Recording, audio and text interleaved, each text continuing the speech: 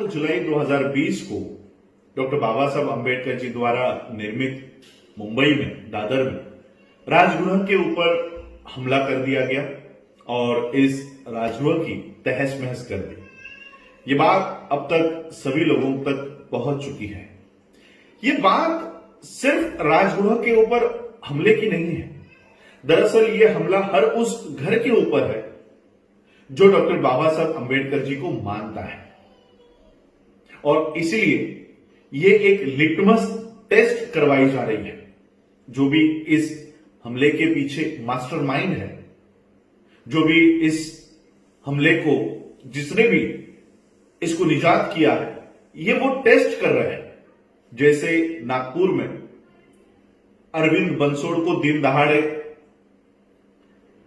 जहर पिलाया गया, पुणे में विराज जगताप की हत्या कर दी गई। इन घटनाओं के पीछे ये परीक्षा कर रहे हैं, ये परीक्षण कर रहे हैं, कहीं ये समाज सोया तो नहीं है, कहीं ये समाज जागरूक तो नहीं है।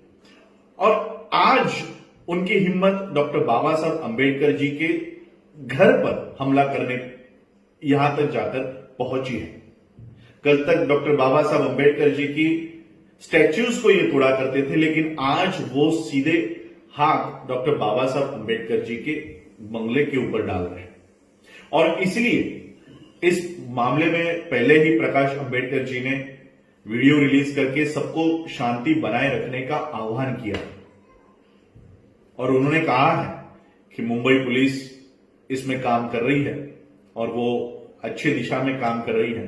हमें मुंबई पुलिस पर, महाराष्ट्र सरकार पर और भारत सरकार पर उतना ही भरोसा है जितना 2000 रुपए के नोट में चीप होने का विश्वास लोगों को था, उतना ही विश्वास हम लोगों को भी इन संस्थाओं के ऊपर है।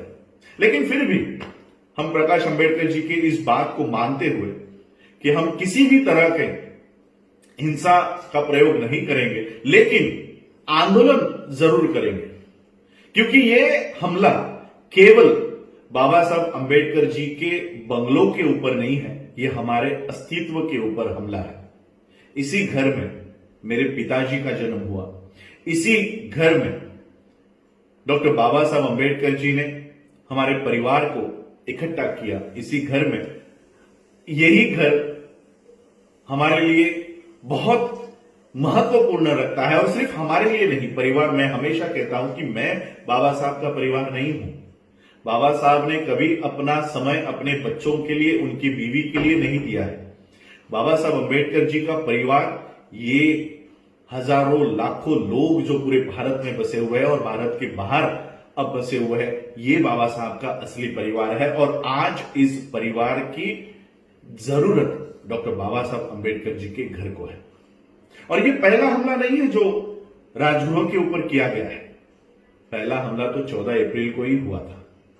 14 अप्रैल 2020 को डॉक्टर बाबा साहब अंबेडकर जी के ही परिवार के एक सदस्य को बाबा साहब अंबेडकर जी के ही जयंती के दिन पुलिस उठाकर लेकर गई, और आज तक उन्हें बेल दी नहीं जाती है। और फिर से ये उस राजगृह के ऊपर हमला करना चाहते हैं, अंबेडकर परिवार के ऊपर हमला करना चाहते हैं कि ये परिवार बीजेपी के, शिवसेना के हत्थे क्यों नहीं चढ़ जाता। जहां शिवाजी महाराज के वंशज तक इनके गुलाम बन गए हैं, बाबा साहब के परिवार के लोग इनके गुलाम क्यों नहीं बन जाते।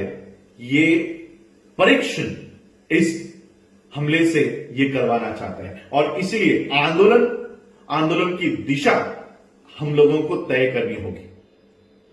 आंदोलन सिर्फ हाथ में लाठी लेकर, पत्थर लेकर रास्तों पे उतरकर नहीं होता।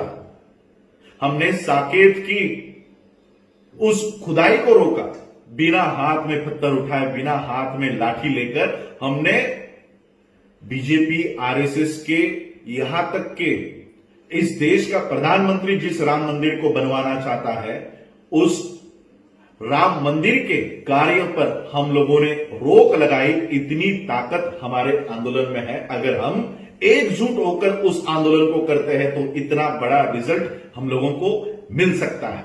और इस मामले में भी हम लोगों को यही दिशा अपनानी होगी। जिस तरह से साकेत के बारे में हम लोगों ने राष्ट्रपति से लेकर कलेक्टर तक, एसपी से लेकर डीएसपी तक हम लोगों ने ये निवेदन भेजे, उसी तरह से मैं आप लोगों से विनती करना चाहता हूं, चाहे वो महाराष्ट्र के लोग हो, मुंबई के लोग हो, या महाराष्ट्र के बाहर अन्य राज्यों के लोग हो, या देश के बाहर अन्य देशों के लोग हो जहां पर डॉक्टर बाबा साहब अंबेडकर जी को मानने वाले लोग रहते हैं, वहां के लोगों ने, सभी लोगों ने राष्ट्रपति को, प्रधानमंत्री को, महाराष्ट्र के मुख्यमंत्री को, महाराष्ट्र के गृह मंत्री को और मुंबई के एसपी को, डीवाईएसपी को, कलेक्टर को हम लोगों को ये निवेदन लिखने हैं कि ये हमला डॉक्टर बाबा साहब अंबेडकर जी के घर पर नहीं है, ये हमला हमारे घरों के ऊपर भी है। और इसलिए इस हमले के पीछे हमको वो दो हाथ नहीं देखने हैं कि ये दो हाथ किसके थे, हमको इसके पीछे का मास्टर माइंड ढूंढ निकालना है और इसका हेडक्वार्टर नागपुर में है।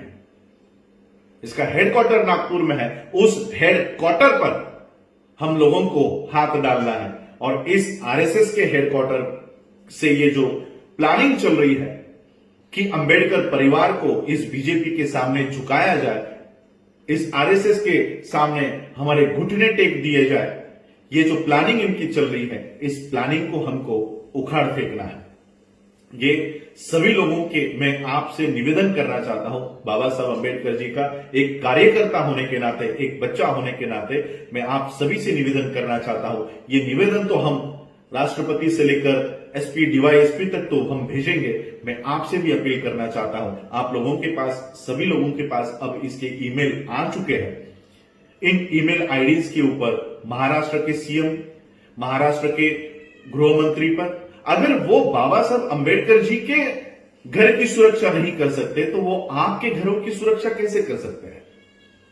और इसलिए ये मांग हम लोगों को करनी है कि बाबा साहब अंबेडकर जी के सिर्फ राजगृह नहीं, बाबा साहब अंबेडकर जी से संबंधित जितने भी स्थान हैं, चाहे वो मुंबई का राजगृह हो, चैत्य भूमि हो, नागपुर की दीक्षा भूमि हो, दिल्ली की अलीपुर रोड का बंगला हो, लखनऊ का अंबेडकर पार्क हो, इन सभी स्थानों को सुरक्षितता मुहैया करवाई जाए, इसको सुरक्षितता प्रदान की जाए और 24 घंटे यहां पर, चाहे किसी की भी सरकार हो, यहां पर हमेशा नेशनल सिक्योरिटी, राष्ट्रीय सुरक्षा यहां पर मुहैया करवाई जाए और जो भी इसके पीछे मास्टरमाइंड है वो जल्द से जल्द हम लोगों के सामने लाया जाए। ये एक निवेदन आप लोगों को प्रधानमंत्री, राष्ट्रपति, महाराष्ट्र का मुख्यमंत्री, महाराष्ट्र का गृह मंत्री, इन लोगों के ईमेल आईडीज पर, मुंबई का कलेक्टर, मुंबई का एसपी, मुंबई का डीएसपी, इन सभी लोगों के ईमेल्स पर हम लोगों को ये निवेदन भेजने हैं। और याद रखें, सिर्फ एक दो नहीं, पूरे देश विदेशों में से ये निवेदन यहां पर इनके आईडीज पर आने चाहिए और इस तरह से ये आंदोलन हम लोग खड़ा कर सकते हैं। हर बार हम लोगों को पत्थर हाथ में लेकर, लाठी हाथ में लेकर, उकसाकर, या हम लोगों को रास्तों के ऊपर लेकर आते हैं और हमारे ही बच्चों को झूठे केसेस में अंदर डाल देते हैं। आज से हम लोगों को ये रिएक्शन देने का जो तरीका है ये बदलना चाहिए। हम लोगों को इंटेलेक्चुअली और लड़ना चाहिए। यही मांग में, यही निवेदन में आप लोगों से करने के लिए आया हूं। आप लोग इस तरह से बाबा साहब अंबेडकर जी के परिवार के साथ खड़े रहिए। बाबा साहब अंबेडकर जी के जितने भी स्थान हैं उसको सुरक्षित करने के लिए आप लोग ये काम कीजिए। यही मैं अपील करने के लिए आज आपके यहाँ समक्ष आया हूं। आप लोगों ने मुझे सुना, उसके लिए आप सभी लोगों का आभार, धन्यवाद। जय भीम, जय भारत।